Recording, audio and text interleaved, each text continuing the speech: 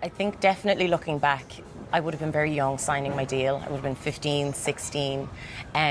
So while I'm very grateful, I would have been very fearless and very opinionated and very headstrong and able to, kind of hold my own. I definitely was in rooms I probably had no business being in.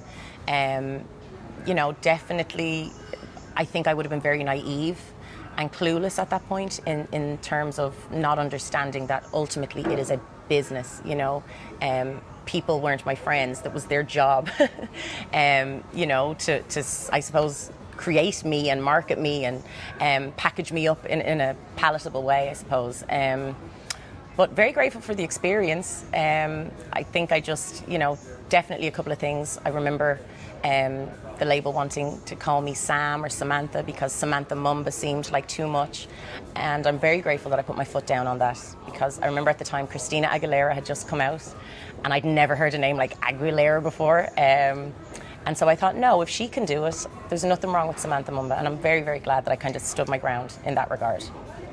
For me, ultimately, when I think back to Louis being my manager, he's and was the type of manager that got things done, I'm very, very grateful to this day that he got me my publishing deal as a songwriter before my record deal. I will forever be grateful for that. I'm still signed as a songwriter to this day, so he got me my record deal. I don't think he was the type of manager who's calling you every day, checking in, on top of you all the time, but he definitely was the type of manager that when you needed him, he was there, and when you needed a power play or a big call to be made, he was able to make those calls. I'm forever grateful because that definitely changed the direction and the course of my life. So, I know people are very opinionated about him. I know people have a lot to say, good and bad, but certainly my perspective today, he did his job. He was a manager, if I'd wanted him to be my bestie, that's not what he was. He was a manager, and a good one.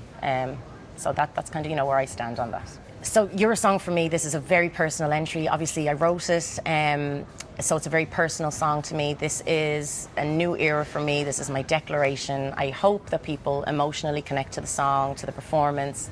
I've worked very, very hard on it. So yeah, I'm definitely putting my all into it, for sure.